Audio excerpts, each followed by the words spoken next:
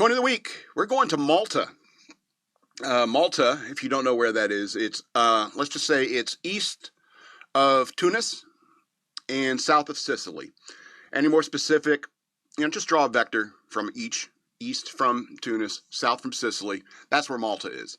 And if you know anything about the Mediterranean, you understand that Malta is this tiny island that is smack dab in the middle of every single trade route within the Mediterranean. And so Malta obviously has been taken over numerous times by, the Ottomans, the Phoenicians, the Greeks, the Romans, the Turks, pretty much the Ottomans. Who's the other ones? I'm forgetting somebody. It doesn't matter.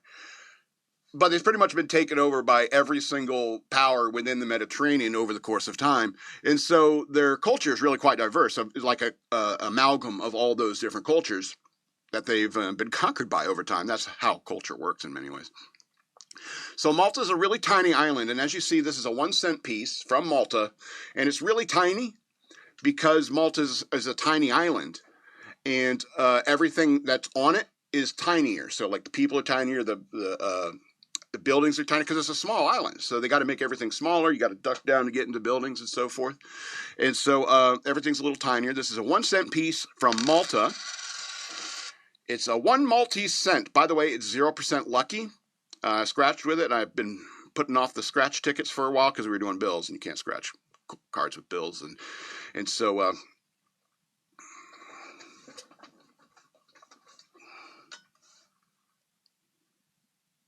I'm sorry. Oh, I'm being informed that Malta is not like a Smurf village. Malta is actually, just because the island is smaller doesn't mean people and buildings are smaller. I'm being corrected on that. My mistake. All right, so let's look at the coin. 2000 Malta 1-cent coin from the pre-Euro Maltese Lira Pound series. The obverse side, the side with the coat of arms. This thing is so small it's hard to get a good picture of it. Features a coat of arms of the Republic of Malta, heraldic shield representing the Maltese flag, topped by a mural crown, flanked by an olive branch and palm branch tied with a ribbon inscribed Republica to Malta, which is Republic of Malta, and Malta appears above and the year 2001 below. Designed by Noel Galea Basson. The reverse side, the side with the animal in the 1 cent, it shows a least weasel, Mustela nivalis, called Balotra in Maltese, with the denomination 1 cent. It's part of a series depicting local flora and fauna. It's a weasel. I wonder what other animals, but I mean, of all the animals to put on the 1 cent, it's like, well, which animal do you put on the 1 cent? A weasel, right? It's a local, we have weasels here on Malta. There's one. Part of our culture and heritage. Anyway, so the reverse side, okay. We did. Specs. Composition is nickel brass. It's 2.81 grams. It's 18.5 millimeters in diameter and 1.4 millimeters in thickness. The shape is round. Thank you, AI. Thank you. It's metal alignment orientation.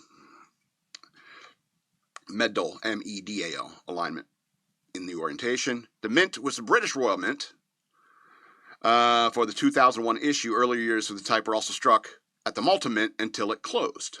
This designed to be the second series of Maltese Lira coins, updated coat of arms from 1991, issued for circulation from 91 to 2007, where Malta adopted the euro in 2008.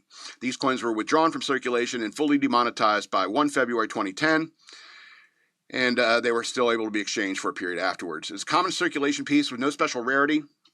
For the 2001 date, collector values are modest, typically within the range of roughly 20 cents to $1.50 for this coin. Depending on the condition, higher and uncirculated mint examples. Most circulated ones are worth a little more than nominal interest to collectors.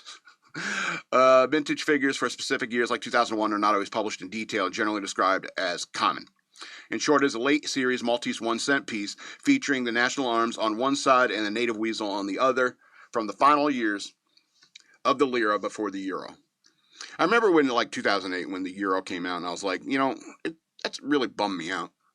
Because I think currency really is a part of every country's like culture and heritage.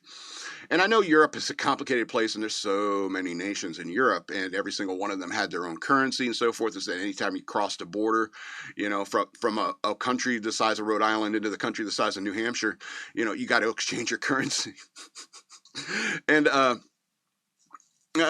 understand that was a bummer, Europe, but I think every single one of these countries has a right to their own individual, culture. And I think money is a part of culture. And that's why the euro bums me out. That is way cooler. That is way cooler. Anyway, we're going to stay in Malta for this week and next week. And then maybe I was thinking we'd take a flight to the United Arab Emirates. What do you think? This is a recent acquisition, by the way. It's like the great thing about doing these bits, people are like, this is boring, don't do this. It's like, no, I'm going to do it. Because people watch it. It's like, I have some, like my friends would be like, I have some foreign coins. And they'll come and bring me these things. It's like, where were you in Malta? Tell me about Malta. The madman loves you all.